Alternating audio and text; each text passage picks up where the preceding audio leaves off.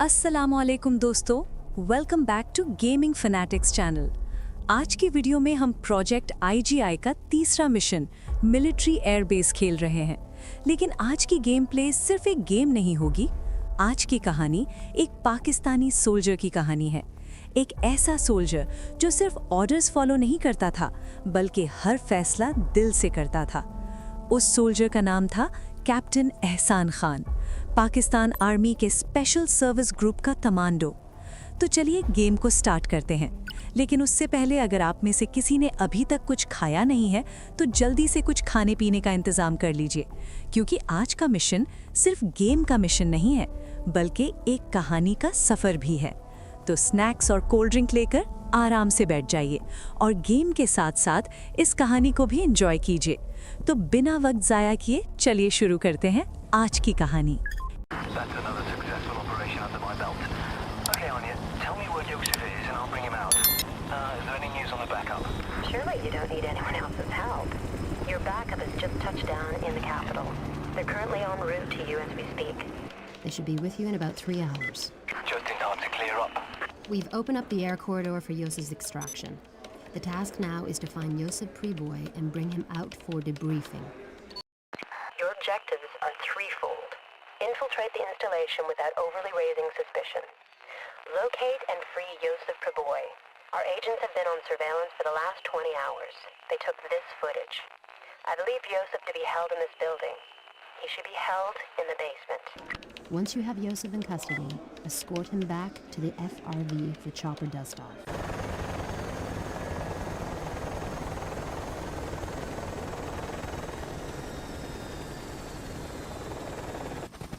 एहसान बचपन से ही फौज ज्वाइन करना चाहता था।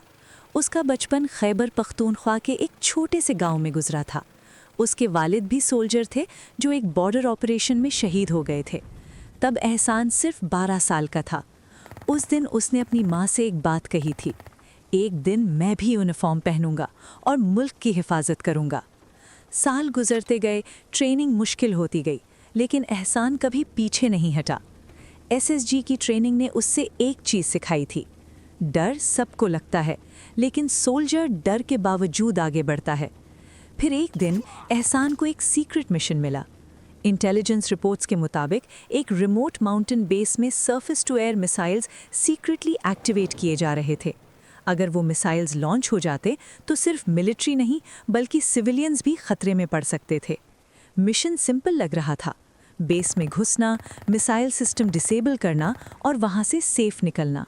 लेकिन प्रॉब्लम ये थी कि वो बेस एनिमी टेरिटरी के बिल्कुल करीब था और वहाँ सिक्योरिटी बहुत ज़्यादा टाइट थी।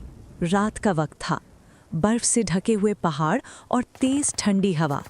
एहसान अपनी स्नाइपर राइफल के साथ एक छोटी सी रिज पर लेटा हुआ था। नीचे दूर सैम मिसाइल बेस की लाइट्स चमक रही थीं। उसने अपनी घड़ी देखी, 0147 AM।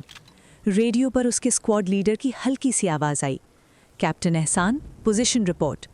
एहसान ने धीरे से जवाब दिया, टारगेट विजुअल, बेस एक्टिव है। कुछ सेकंड्स खामोशी रही, फिर ऑर्डर मिला, मिशन स्टार्ट। एहसान ने गहरी सांस ली और धीरे धीरे पहाड़ी से नीचे उतरना शुरू किया। हर कदम संभाल कर रखना पड़ रहा था, क्योंकि ज़मीन बर्फ से फिसली हुई थी। दूर सर्च लाइट्स घूम रही थीं और गार्ड्स पेट्रोल कर रहे थे।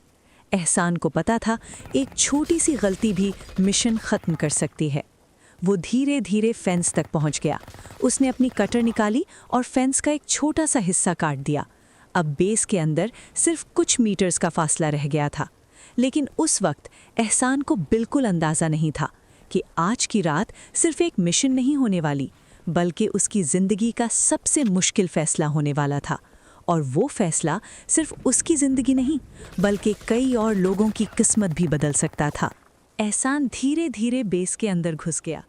ठंडी हवा उसके चेहरे को छू रही थी और हर सांस बर्फ़ की तरह ठंडी लग रही थी। बेस के अंदर मशीन्स की हल्की सी आवाज़ आ रही थी, जैसे कोई सिस्टम कंटिन्यूसली चल रहा हो। दूर एक रेडार टावर ब्लिंक कर रहा था और उसके नीचे मिसाइल कंट्रोल बिल्डिंग खड़ी थी। एहसान ने अपनी राइफल एडजस्ट की और धीरे धीरे शैडोज़ में मूव करने लगा। हर कदम पहले ज़मीन को फील करता, फिर वेट शिफ्ट करता। एसएसजी ट्रेनिंग का यही रूल था, पहले सोचो, फिर मूव करो। एक गार्ड उसके बिल्कुल पास से गुजरा। अचानक एहसान एक मेटल क्रीट के पीछे छुप गया।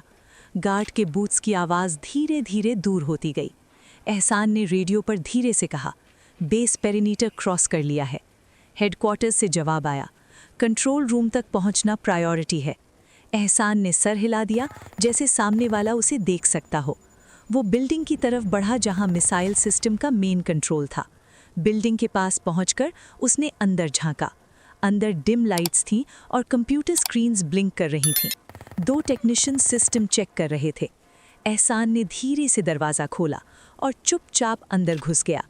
कुछ सेकंड्स में ही दोनों गार्ड्स को साइलेंटली न्यूट्रलाइज कर दिया। रूम फिर से बिल्कुल खामोश हो गया। एहसान कंप्यूटर कंसोल के पास बैठ गया। स्क्रीन पर मिसाइल लॉन्च सिस्टम ओपन था। टाइमर ब्लिंक कर रहा था।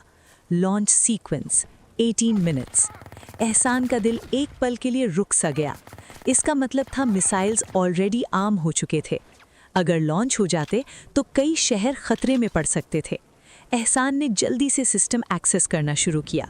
उसकी फिंगर्स कीबोर्ड पर तेज चल रही थीं। तभी स्क्रीन पर एक और नाम फ्लैश हुआ, command authorization, major Farid Khan. Ehsan की आंखें फैल गईं। मेजर फरीद उसका पुराना कमांडर था, एक ऐसा ऑफिसर जिसे एहसान हमेशा रिस्पेक्ट करता था। लेकिन सिस्टम क्लियरली दिखा रहा था कि मिसाइल लॉन्च का ऑर्डर उसी ने दिया है। एहसान का दिमाग घूमने लगा। क्या ये मुमकिन है? उसने धीरे से खुद से पूछा। तभी कंट्रोल रूम का दरवाज़ा अचानक खुला। एहसान तुरंत राइफल की तरफ मुड़ा और सामने खड़ा था मेजर फरीद खान। रूम में कुछ सेकंड्स तक सिर्फ खामोशी थी। फरीद ने धीरे से कहा, एहसान, मुझे पता था तुम आओगे। एहसान का चेहरा सख्त हो गया। सर, ये सब क्या है? फरीद ने कंसोल की तरफ देखा, फिर धीरे से मुस्कुराया। सच, जो दुनिया को देखना चाहिए। एहसान का दिल और तेज धड़कने लगा। उसे अब समझ आ रहा था कि मिशन सिर्फ मिसाइल्स रोकने का नहीं था, बल्कि एक ऐसे राज का सामना करने का था जो पूरे रीजन की पॉलिटिक्स बदल सकता था। और अब उसके सामने खड़ा था उसका अपना कमांडर, जो शायद दुश्मन बन चुका था। कंट्रोल रूम में गहरी खामोशी थी। एहसान और मेजर फरीद एक दूसरे के सामने खड़े थे। कंप्यूटर स्क्रीन पर मिसाइल लॉन्च टाइमर अब भी ब्लिंक कर रहा था। Launch sequence 15 minutes. एहसान ने राइफल थोड़ी सी ऊपर उठाई, लेकिन उसके हाथ में हल्का सा कंपन था। एहसान ने पूछा, सर, आप ये सब क्यों कर रहे हैं? मेजर फरीद ने धीरे से गहरी सांस ली। फिर उसने विंडो के बाहर अंधेरे पहाड़ों की तरफ देखा। तुम्हें पता है एहसान, जंग कभी कभी बैटलफील्ड पर नहीं होती, जंग डिसीजंस में होती है। एहसान की भौहें सिकुड़ गईं। फरीद ने कंप्यूटर स्क्रीन की तरफ इशारा किया। ये मिसाइल्स, ये एनिमी पर फायर होने वाले नहीं हैं। एहसान एक पल के लिए बिल्कुल चुप हो गया। मतलब? फरीद ने धीरे से जवाब दिया, ये मिसाइल्स एक एम्प्टी डेजर्ट जोन में गिरेंगे, लेकिन ब्लेम किसी और मुल्क पर डाला जाएगा। एहसान का दिल जोर से धड़कने लगा। उसे अब समझ आ रहा था कि ये एक फॉल्स फ्लैग ऑपरेशन था, एक ऐसा अटैक जो जानबूझकर वॉर शुरू करने के लिए प्लान किया गया था। एहसान ने धीरे से कहा, सर, इसका मतलब हज़ारों लोग मर सकते हैं। फरीद ने आंखें बंद कर लीं। वॉर में हमेशा लोग मरते हैं, लेकिन कभी कभी सैक्रिफाइस ज़रूरी होता है। एहसान के दिल में एक अजीब सी लड़ाई चल रही थी। एक तरफ उसका कमांडर खड़ा था, जिसे वो सालों से रिस्पेक्ट करता था, और दूसरी तरफ उसका फ़र्ज़ था। मिसाइल टाइमर अब 10 मिनट्स पर आ चुका था। फरीद ने धीरे से कहा, एहसान, राइफल नीचे रख दो, ये ऑर्डर्स ऊपर से आए हैं। एहसान की आंखों में एक पल के लिए आंसू चमके, फिर उसने राइफल धीरे से नीचे कर दी। फरीद ने हल्का सा सुकून महसूस किया, लेकिन उसी पल एहसान ने कंसोल की तरफ तेज़ी से मूव किया। उसकी फिंगर्स कीबोर्ड पर लाइटनिंग की तरह चलने लगीं। फरीद चिल्ला उठा, एहसान, तुम क्या कर रहे हो? एहसान ने जवाब दिया, सर, मैं सोल्जर हूँ, पॉलिटिशियन नहीं। स्क्रीन पर एक नया मैसेज फ्लैश हुआ, मिसाइल सिस्टम ओवरराइड। फरीद ने तुरंत पिस्तौल निकाली। एहसान, रुक जाओ, लेकिन अब देर हो चुकी थी। कंसोल पर फाइनल कमांड एंटर हो चुकी थी, लॉन्च कैंसल्ड। कंट्रोल रूम में सिर्फ अलार्म की आवाज़ गूंज रही थी। फरीद ने धीरे से पिस्तौल नीचे कर दी। उसके चेहरे पर अजीब सी थकान थी। आज तुमने हिस्ट्री बदल दी। एहसान ने गहरी सांस ली। बाहर सुबह की पहली रोशनी पहाड़ों पर गिर रही थी। एहसान ने धीरे से कहा, कभी-कभी एक सोल्जर का सबसे बड़ा मिशन जंग जीतना नहीं होता, बल्कि जंग को होने से रोकना होता है। और उस रात कैप्टन एहसान खान ने वही किया था। उसने मिसाइल्स नहीं चलने दिए और शायद एक बड़ी तबाही को शुरू होने से रोक दिया था। सुबह की रोशनी धीरे धीरे पहाड़ों पर फैल रही थी। मिसाइल सिस्टम बंद हो चुका था और दुनिया एक बड़ी तबाही से बच गई थी। लेकिन कैप्टन एहसान खान जानता था कि कहानी यहीं ख़त्म नहीं हुई, क्योंकि जो सच उसने उस रात देखा था वो सिर्फ एक ऑपरेशन का हिस्सा नहीं था। वो एक ऐसे राज की शुरुआत थी जो शायद पूरी दुनिया की सियासत को बदल सकता था। और सबसे बड़ा सवाल अब भी बाकी था। मेजर फरीद खान अकेला नहीं था, तो फिर उसके पीछे कौन था? अगर आपको गेम प्ले और ये कहानी पसंद आई हो तो वीडियो को ज़रूर लाइक करें और चैनल को ज़रूर सब्सक्राइब करें। वीडियो देखने के लिए मैं आप सबका दिल से शुक्रिया अदा करती हूँ। आप सबका सपोर्ट ही इस चैनल की असली ताकत है। इसी तरह हमें सपोर्ट करते रहिए ताकि हम हर नए मिशन के साथ आपके लिए एक नई कहानी ला सकें और दिल से कोशिश करते रहें कि आप सबको बेहतरीन एंटरटेनमेंट दे सकें। फिर मिलते हैं नेक्स्ट मिशन में एक और नई कहानी के साथ। अल्लाह हाफिज़।